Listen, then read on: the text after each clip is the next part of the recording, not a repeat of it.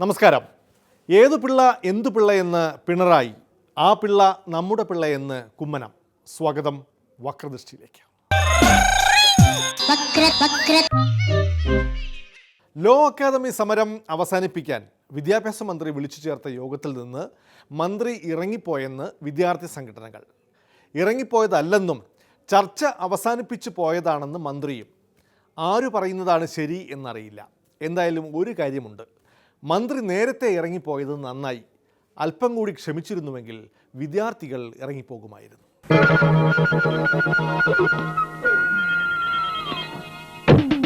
ആ ശരി ശരി, ഒരറുമ്പാതം ഇല്ലാത്ത ഇടപാട്. നീ ഫോൺ ചെയ്യ്. എന്താ മിസ്റ്റർ കുബേര ഇത്ര ലേറ്റ് ആയത്? സ്വപ്പം താമസിച്ചു, അതുകൊണ്ടാണ് ലേറ്റ് ആയത്. മന്ത്രി വരെ കാത്തിരിക്കുക. മന്ത്രിയല്ലേ പറഞ്ഞ നേരവും കാലമൊക്കെ പാലിക്കുന്നു നമ്മൾ അറിഞ്ഞ്. എന്തിനു പറ്റി? കറക്റ്റ് സമയത്തിന് എനിക്ക് വന്നിട്ടല്ലേ. പഴവങ്ങാടി ഗണപതിക്കൊരു തേങ്ങ അടിച്ചേക്കാൻ. എങ്കിൽ ചർച്ച ആരംഭിക്കാം. നീ പോക്കരത്തരം പറഞ്ഞാൽ ഞാൻ തെണ്ടിത്തരം പറയും. നിനക്കെന്നെ അറിഞ്ഞൂടാ, നീ കൂടുതൽ ആളാവില്ല കേട്ടാ. അയ്യോ, ഇത് അസംബ്ലിയേക്കാൾ മോശമായല്ലോ. ഞാൻ ഈ യോഗത്തിനായി നീക്കി വെച്ചിരിക്കുന്ന സമയം കഴിഞ്ഞിരിക്കുന്നു. യോഗം പിരിച്ചുവിട്ടിരിക്കുന്നു. പാടോ. മന്ത്രി പോകുന്നു. വോട്ട് അയാൾക്ക് അണ്ടിയുടെ വില കൂടിയാലെന്തരും കുറഞ്ഞാലെന്തരും 5 വർഷം പിടിച്ച് തൂങ്ങണം, അത്രയല്ലേ ഉള്ളൂ. പക്ഷെ ഞങ്ങളുടെ ആവശ്യം എന്താണെന്ന് മനസ്സിലാക്കി മാനേജ്മെന്റിനോട് ഈ കാര്യം ആവശ്യപ്പെടാൻ പറഞ്ഞപ്പോൾ ഒരിക്കലും അതിന് മന്ത്രി തയ്യാറായില്ല. അദ്ദേഹം ഞങ്ങളുമായി സംസാരിച്ചതിന് ശേഷം കുറേയധികം ഡിസ്കഷൻസ് ഉണ്ടായി. കുട്ടികൾ വീണ്ടും പറഞ്ഞുകൊണ്ടിരിക്കുകയായിരുന്നു. അദ്ദേഹം മീറ്റിംഗ് ഹാളിൽ നിന്ന് പോവുകയാണ് ചെയ്തത്. മന്ത്രി സത്യം പറഞ്ഞാൽ അദ്ദേഹം ഇങ്ങനെ ഈ കുതിരവട്ടം പപ്പുവിന്റെ കഥാപാത്രത്തെ പോലെ ഇപ്പൊ ശരിയാക്കാം എന്ന് പറയുന്നതല്ലാതെ മാനേജ്മെന്റിനു വേണ്ടി വാദിക്കാൻ വേണ്ടിയാണ് വിദ്യാഭ്യാസ മന്ത്രി ചർച്ചയിൽ വന്നത്. വിദ്യാർത്ഥികൾ നിരന്തരമായി ഉന്നയിച്ച അവരുടെ പരിവേദനങ്ങൾ കേൾക്കാതെ വിദ്യാഭ്യാസ മന്ത്രി യഥാർത്ഥത്തിൽ ഈ ചർച്ച ബഹിഷ്കരിച്ച് അദ്ദേഹം വിളിച്ചു ചേർത്ത ചർച്ചയിൽ നിന്ന് അദ്ദേഹം തന്നെ ഇറങ്ങിപ്പോകുന്ന ഒരു സാഹചര്യമാണ് ഉണ്ടായിട്ടുള്ളത്. ശരിക്കും എന്താണ് സംഭവിച്ചത് മിനിസ്റ്റർ? പ്രശ്നം തീർക്കാൻ പുതിയ നിർദ്ദേശം മന്ത്രി വെച്ചിട്ടും മുന്നോട്ട് നീങ്ങാതെ തടസ്സപ്പെട്ട ചർച്ച അവസാനിപ്പിച്ചതാണോ, അതോ പ്രതിഷേധിച്ച് ഇറങ്ങിപ്പോയതാണോ, അതോ അധ്യാപകനായ രവീന്ദ്രനാഥിൻ്റെ ചർച്ചാ ക്ലാസ് വിദ്യാർത്ഥികൾക്ക് മനസ്സിലാവാതെ പോയതാണോ? അത് വെറുതെ പറയുന്നതാണ്. 2 മണിക്കൂർ നേരം പൂർണ്ണമായിട്ട് അവരുടെ ഒപ്പം നിന്ന് ചർച്ചയിൽ പങ്കെടുത്തതാണ്. ആ ചർച്ചയ്ക്ക് അവസാനം ഒരു കൺക്ലൂഷൻ വേണമല്ലോ. ആ കൺക്ലൂഷൻ ഇതാണ്. എൻ്റെ കൺക്ലൂഷൻ പറഞ്ഞു, പുതിയ പ്രിൻസിപ്പലിനെ അവിടെ നിയമിക്കണം. പുതിയ പ്രിൻസിപ്പൽ ലോ അക്കാഡമിയിൽ വന്നാൽ എന്താ അതിൻ്റെ അർത്ഥം? മനസ്സിലായില്ല. അതായത് പുതിയ പ്രിൻസിപ്പലിനെ നിയമിക്കണം. പുതിയ പ്രിൻസിപ്പലിനെ നിയമിച്ചാൽ അതിൻ്റെ അർത്ഥം പഴയ പ്രിൻസിപ്പൽ ഇല്ല എന്നുള്ളത് തന്നെയാണ്. അങ്ങനെ പുതിയ പ്രിൻസിപ്പലിനെ നിയമിക്കണം എന്നുള്ള നിർദ്ദേശം കുട്ടികളും അംഗീകരിച്ചു, നല്ല നിർദ്ദേശമാണ് എന്നുള്ളത്. മാനേജ്മെൻറ്റ് ആലോചിച്ച് മാനേജ്മെൻറ്റും തീരുമാനിച്ചു പുതിയ പ്രിൻസിപ്പലിനെ നിയമിക്കാം എന്ന്. മനസ്സിലായില്ല. അതായത് മാനേജ്മെൻറ്റിൻ്റെ ഭാഗത്തു നിന്ന് അഭിപ്രായം ചോദിച്ചപ്പോൾ അവർ നിലവിലുണ്ടായിരുന്ന പ്രിൻസിപ്പലിനെ മാറ്റി നിർത്തി എന്ന് പറഞ്ഞു. മാറ്റി നിർത്തി എന്ന് ഉറപ്പാവണമെങ്കിൽ പുതിയ പ്രിൻസിപ്പലിനെ അവിടെ നിയമിക്കണം. അങ്ങനെ പുതിയ പ്രിൻസിപ്പലിനെ നിയമിക്കണം എന്നുള്ള നിർദ്ദേശം ഞാൻ പറഞ്ഞു. മാനേജ്മെൻറ്റ് അത് അംഗീകരിക്കുകയും ചെയ്യും. മനസ്സിലായില്ല. അതായത് ഒരു പ്രിൻസിപ്പൽ പുതിയത് വന്നാൽ പഴയ പ്രിൻസിപ്പൽ ഇല്ല എന്നല്ല എൻ്റെ അർത്ഥം. വളരെ വ്യക്തമല്ലേ?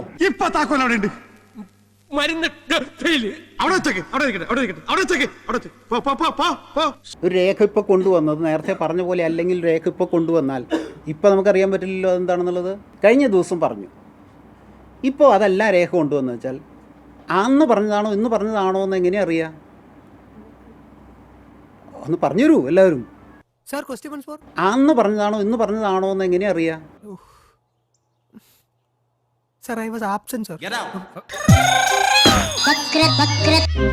മന്ത്രിസ്ഥാനം രാജിവെച്ചതിനു ശേഷം കാര്യമായി പുറത്തു കാണാതിരുന്ന ഇ.പി. ജയരാജൻ വീണ്ടും ഉഷാറായി. വിജിലൻസ് അന്വേഷണവും കേന്ദ്ര കമ്മിറ്റി നടപടിയുമൊക്കെ തലയ്ക്ക് മുകളിൽ തൂങ്ങി നിന്നതിനാൽ പിരിമുറുക്കത്തിലായിരുന്ന ഇ.പി. ജയരാജൻ ഇപ്പോൾ ഒന്ന് അയഞ്ഞിട്ടുണ്ട്. പാർട്ടി ശത്രുക്കളെ കടുപ്പത്തിൽ നേരിട്ടിരുന്ന ആ നാവിന് വിശ്രമമായിരുന്നു കുറേ കാലം. ലോ അക്കാദമി വിഷയത്തിലെ ജനയുഗം വിമർശനത്തിൻ്റെ പേരിൽ CPIക്കെതിരെ ആഞ്ഞടിച്ചാണ് ഇ.പി. ജയരാജൻ നാവ് ബലത്തിനു നൽകിയ വിശ്രമവേള അവസാനിപ്പിച്ച് തിരികെ എത്തിയിരിക്കുന്നത്. കയ്യൂക്കിന്റെ ബലത്തിലാണ് മുന്നോട്ട് പോകാൻ ഉദ്ദേശിക്കുന്നതെങ്കിൽ ഞങ്ങൾക്കൊരാളോടൊന്ന് സംസാരിക്കണം.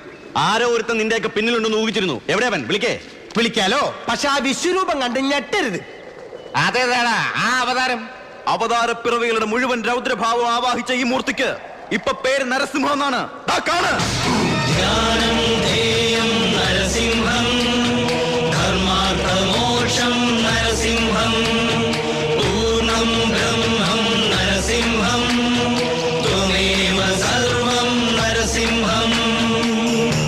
6 വർഷത്തെ ഇടവേള കഴിഞ്ഞ് ഇന്ദുചൂടൻ വന്നിരിക്കുന്നു. പുതിയ കളികൾ കാണാനും ചിലത് കാണിച്ച് പഠിപ്പിക്കാനും. നീ പോടാ മോനെ ദിനേശ. ജനയുഗം ഒരു നിലവാര തകർച്ചയുടെ മാധ്യമമാണ് എന്ന് തെളിയിക്കപ്പെട്ടിരിക്കുക. ജനയുഗത്തിൽ വന്ന് അത് ഒരു സറ്റേറിക്കലായിട്ടുള്ള ഒരു ഒരു ഒരു കോളമാണത്. അതിനകത്ത് ഇങ്ങനെ പല കാര്യങ്ങളും കൈകാര്യം ചെയ്യാറുണ്ട്. അതിനകത്ത് മറ്റൊന്നും വിരുദ്ധമായിട്ടൊന്നും പറഞ്ഞിട്ടില്ല. പാർട്ടിയുടെ അഭിപ്രായം ജനകത്തിൻ്റെ മുഖപ്രസംഗത്തിൽ ഞങ്ങൾ പറയും. ഒരു മുന്നണി സംവിധാനത്തിൽ ആ മുന്നണി മര്യാദകൾ പാലിക്കാതെ ഓരോരുത്തർക്ക് തോന്നുന്നത് എഴുതി പ്രചരിപ്പിക്കുക.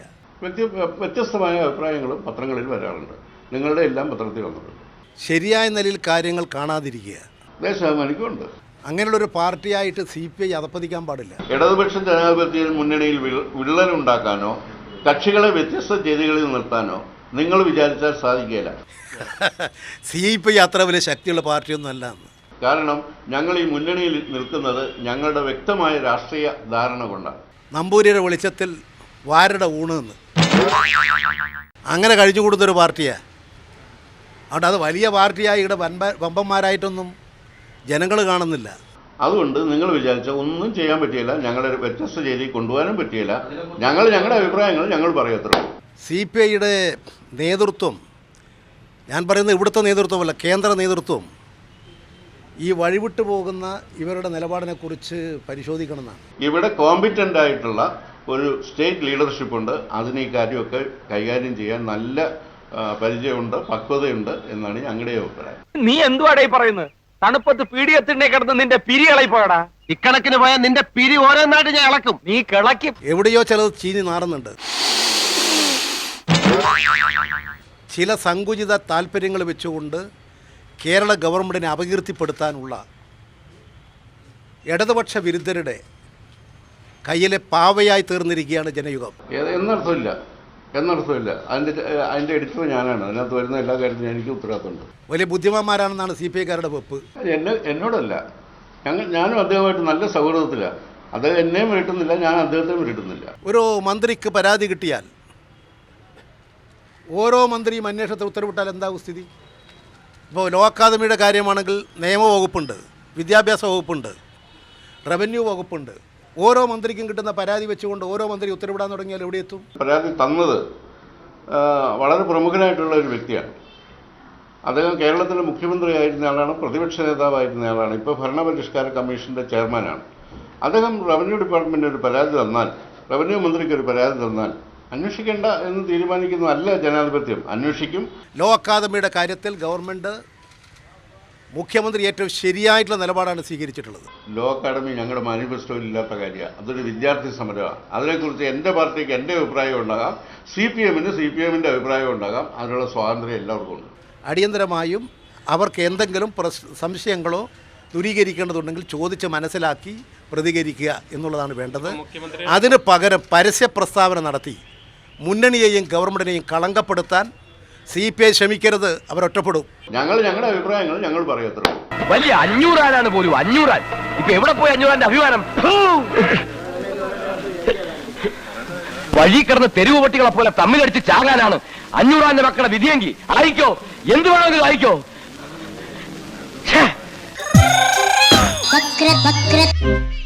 സ്റ്റേറ്റ് കോൺഗ്രസ് നേതാവും പിന്നീട് സോഷ്യലിസ്റ്റ് നേതാവുമായിരുന്ന തിരുക്കൊച്ചിയിലെ ധനകാര്യമന്ത്രി സ്വാതന്ത്ര്യ സമര സേനാനി PS നടരാജപിള്ളയെ ഓർക്കാൻ എന്തായാലും ലോ അക്കാദമി സമരം കാരണമായി. സ്റ്റേറ്റ് കോൺഗ്രസ് നേതാവും പിന്നീട് ഇടതുപക്ഷത്തിൻ്റെ പിന്തുണയോടെ പാർലമെൻറ്റ് അംഗവുമായിരുന്ന PS നടരാജപിള്ളയുടെ വീട്ടിലേക്ക് എത്ര നേതാക്കൾ പോകാറുണ്ടായിരുന്നു എന്ന് അവരുടെ കുടുംബത്തിന് വ്യക്തമായി അറിയാം. ഒരു പിള്ള എന്ന മുഖ്യമന്ത്രി പിണറായിയുടെ പ്രയോഗത്തിൻ്റെ വിപണി സാധ്യത തിരിച്ചറിഞ്ഞ് BJPയും കുമ്മനവും കഷ്ടപ്പെട്ട് നടരാജപിള്ളയുടെ മകൻ്റെ തിരുവനന്തപുരത്തെ വസതി കണ്ടെത്തി. സർദാർ വല്ലഭായ് പട്ടേലിനെയും ഗാന്ധിജിയെ തന്നെയും സ്വന്തമാക്കുന്ന BJPയുടെ ചെപ്പടി വിദ്യ കുമ്മനാദികളും കയ്യിലെടുക്കുന്നു. ഇതേതോ ഒരു പിള്ളയുടെ കാര്യം പറഞ്ഞില്ലേ? നടരാജപിള്ള.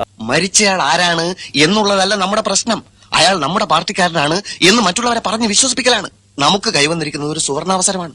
അത് പരമാവധി നമ്മൾ മുതലെടുക്കണം. എങ്ങനെ സാർ? അയാളെ നമ്മുടെ പാർട്ടിക്കാരനായി ചിത്രീകരിച്ചാൽ അയാൾ ആരാ? നമ്മുടെ രക്തസാക്ഷി. INSP-കാരെ നാട്ടുകാർ വേട്ടയാടും. ഓക്കെ സാർ, സംസാരിച്ചിരിക്കാൻ നേരമില്ല. എത്രയും പെട്ടെന്ന് ആ ഡെഡ് ബോഡി നമുക്ക് സ്വന്തമാക്കണം.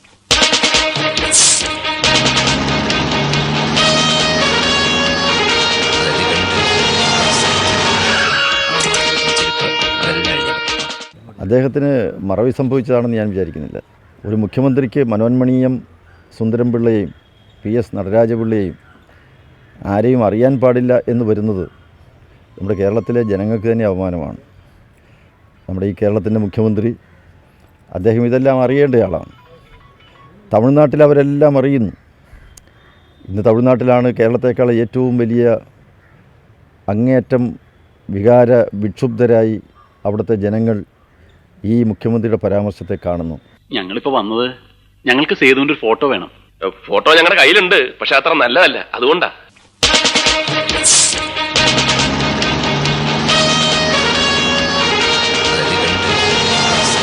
എന്റെ പ്രിയ കൂട്ടുകാരൻ ഗോപാലൻകുട്ടിയാരെ അങ്ങക്ക് ഈ ഗതി വന്നല്ലോ. സോറി, എന്റെ പ്രിയ കൂട്ടുകാരൻ ചാത്തുക്കുട്ടിയാരെ അങ്ങക്ക് ഈ ഗതി വന്നല്ലോ. INSP-യുടെ വീരനായക, ഞങ്ങൾ ഇട്ടിലാത്തിൽ അങ്ങ് പോയോ? ആ രണ്ട് മഹാത്മാക്കൾ ഇന്ന് വിസ്മൃതിയുടെ ഗർത്തത്തിലേക്ക് തള്ളിവിടുന്ന വളരെ ദയനീയമായൊരു കാഴ്ചയാണ് നമ്മൾ കണ്ടുകൊണ്ടിരിക്കുന്നത്. അത് ആരെങ്കിലും ആണെങ്കിൽ നമുക്ക് വേണമെങ്കിൽ ഒരുപക്ഷെ നമുക്കതൊരു സാരമില്ല എന്ന് പറയാമായിരുന്നു. അതിനെ അവഗണിക്കാമായിരുന്നു, നമുക്ക് ക്ഷമിക്കാമായിരുന്നു. പക്ഷേ ഈ രണ്ട് വ്യക്തിത്വങ്ങളെ നിന്ദിച്ചതും അപമാനിച്ചതും ഈ കേരളത്തിൻ്റെ ഭരണസ്ഥിരാ കേന്ദ്രത്തിൽ ഇരുന്ന് ഭരണചക്രം തിരിക്കുന്ന കേരളത്തിൻ്റെ മുഖ്യമന്ത്രിയാണെന്ന് പറയുമ്പോൾ നമുക്ക് വേദനയുണ്ട്. 20 കൊല്ലക്കാലമായി ഞാനും ചാത്തുക്കുട്ടിയാരും INSP-ക്ക് വേണ്ടി പ്രവർത്തിക്കുന്നു. ഞങ്ങൾ ഒരു പാത്രത്തിൽ നിന്നു, ഒരു പായൽ കിടന്നു, ഒരു കൊലിക്കയിൽ അണിനിരുന്നു. ഇല്ലേ?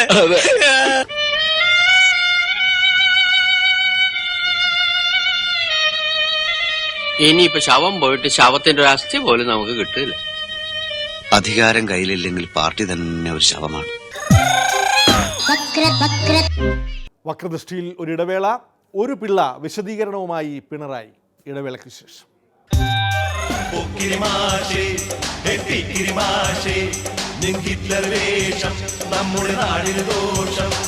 ആ ഭൂമിയുടെ യഥാർത്ഥ അവകാശിയുടെ പേര് പെട്ടെന്ന് എനിക്ക് ഓർമ്മ കിട്ടുന്നില്ല. ഞാൻ പറഞ്ഞൊരു പിള്ളയുടെ ഭൂമിയാണല്ലോ അത്. അപ്പൊ അവര് പറഞ്ഞു നടരാജൻ പിള്ള.